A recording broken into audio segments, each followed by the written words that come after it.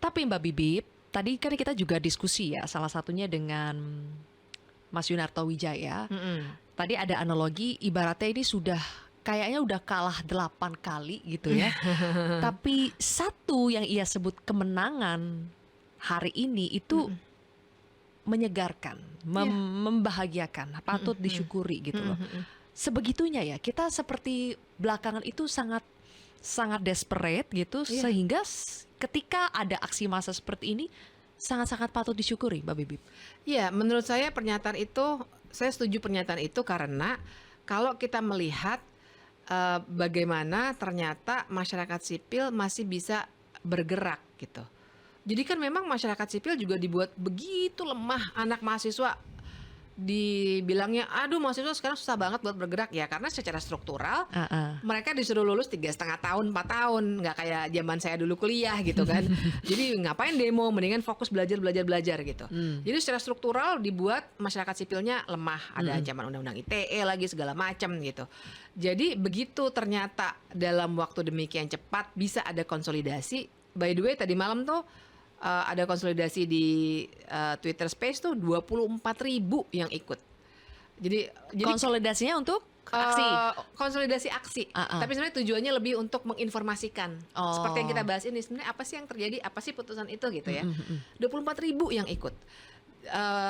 Jadi saya mungkin sama dengan Mas Yunarto bahwa yang menjadi ukuran kemenangan kita adalah bagaimana ternyata banyak orang-orang yang masih bisa berpikir kritis.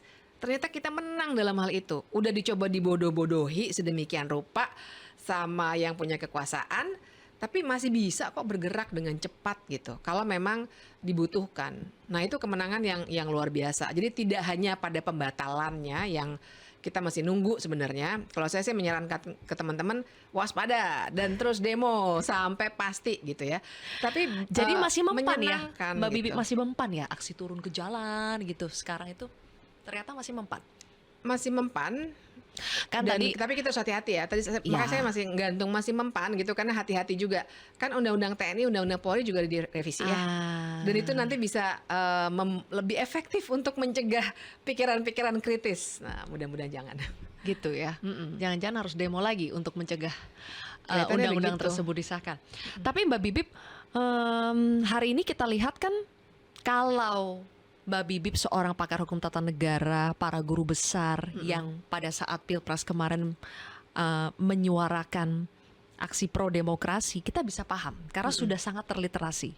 Tapi hari ini yang kita lihat banyak sekali masyarakat menengah dari berbagai profesi, terutama yang menonjol adalah dari kalangan seleb, keren banget, komika, mereka turun juga, berorasi juga.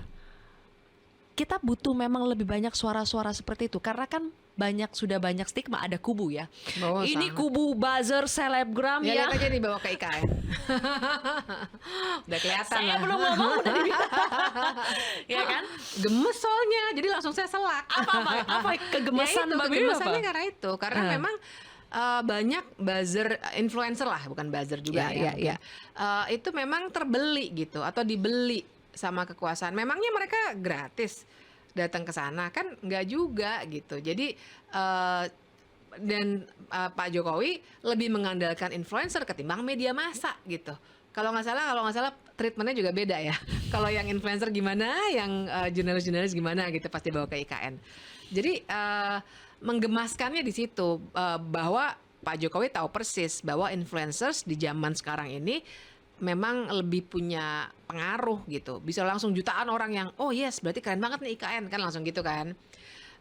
Dan bahwa ada ternyata yang masih mau bersuara. Dan sebenarnya ada loh beberapa yang menurut saya berubah haluan. Tadinya kita sering bilang ya Jokower gitu ya. Sekarang sudah mulai ikut posting segala macam yang sifatnya kritis.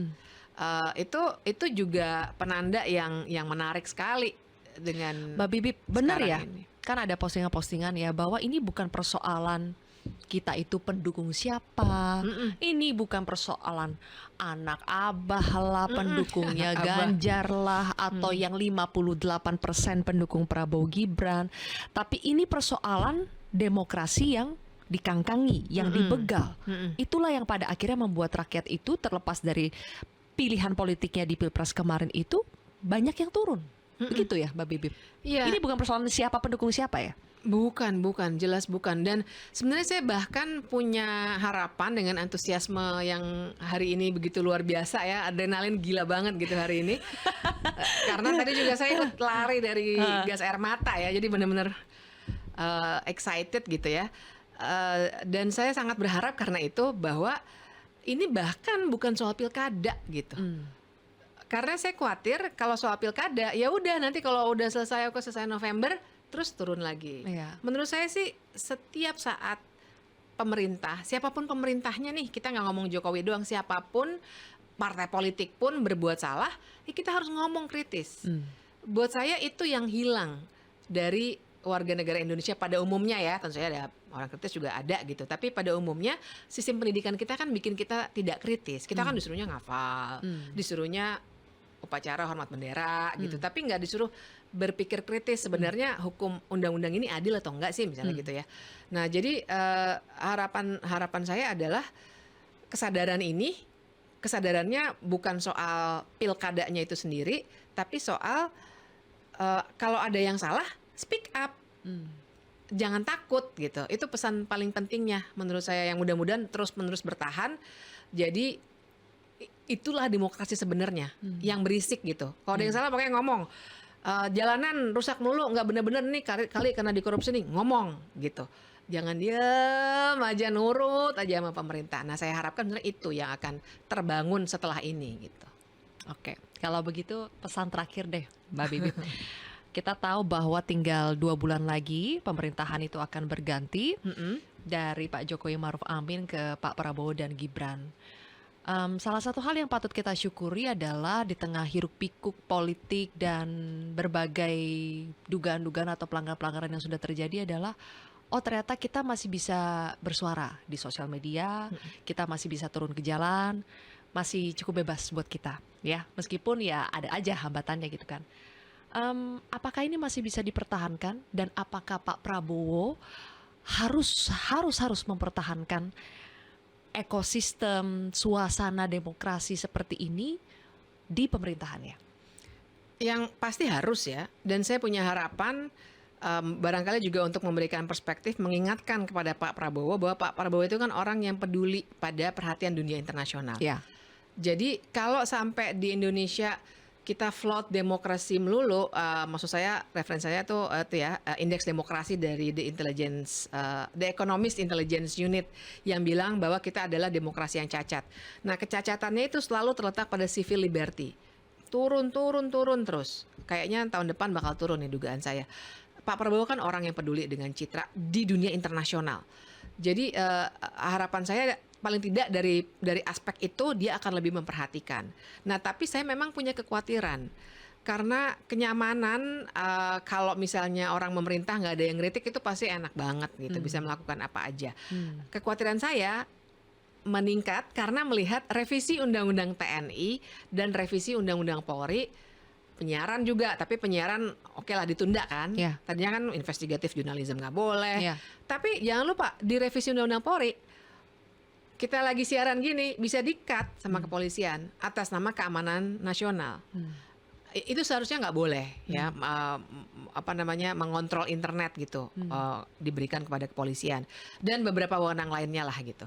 Nah yang saya khawatirkan ini yang nantinya akan bisa menambah beban kita untuk bersuara. Karena menurut saya yang sekarang terjadi tuh sebenarnya masyarakat sipil tuh modenya mode survival.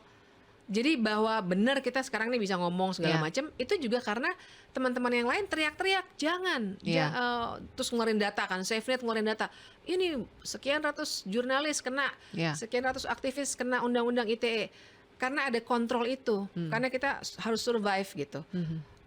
Jadi ini bukan sesuatu yang memang diberikan oleh penguasa, tapi karena bernegosiasi dengan resiliensi dari masyarakat sipil gitu. Jadi dan di titik tertentu ya akan kalah juga masyarakat sipil karena mereka punya kekuasaan. Salah satunya lewat undang-undang.